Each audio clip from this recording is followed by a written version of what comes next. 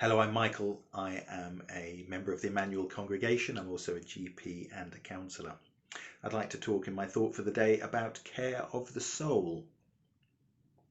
About 6 years ago, I suffered with depression and burnout and had to take some time off work, and I had some therapy at the time as well. And looking back on it, I've reflected on if I had been caring better for my soul, I just wonder whether I would have gone through that or whether the experience of it would have been quite differently. Now, what do I mean, care of the soul?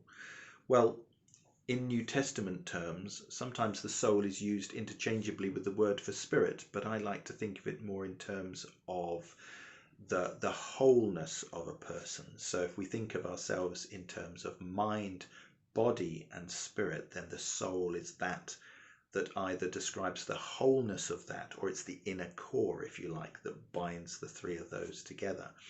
And Jesus alludes to this in Mark chapter 12, verse 30, when asked what the greatest commandment was. He said, "Firstly, love the Lord your God with all your heart, soul, mind, and strength. And second, love your neighbor as yourself." Now, if we are truly to care for ourselves, care for our neighbors, love ourselves, love our neighbors, and love God, then we cannot neglect any of these areas that Jesus is referring to. He says he doesn't just say love the Lord your God with everything you've got. He outlines it for us. Your heart, your soul, which I think is using spirit in this terms, your heart, your soul, your mind, and your body. So we need to be actively listening to and seeking to understand these different parts of ourselves.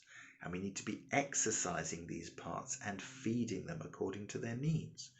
So the heart, understanding the heart with its passions and desires, its hopes and dreams, the mind with its thoughts and beliefs and desires to think and seek wisdom, the ability to innovate and imagine. The body, which holds our feelings and expresses our emotions through them, and the body with its needs, both physical and sensual, and the soul with its desire to connect with God and with others and inwardly to connect with ourselves. If we neglect the soul, then we are in trouble. Thomas More has written this book, Care of the Soul, published in the 1990s. Thomas More is a Christian psychotherapist, but his writings are just as relevant today. The great malady of the world today, implicated in all of our troubles and affecting us individually and socially, is loss of soul. When soul is neglected, it doesn't just go away.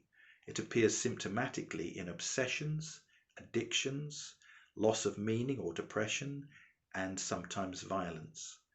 Our temptation is to isolate these symptoms and try to eradicate them one by one.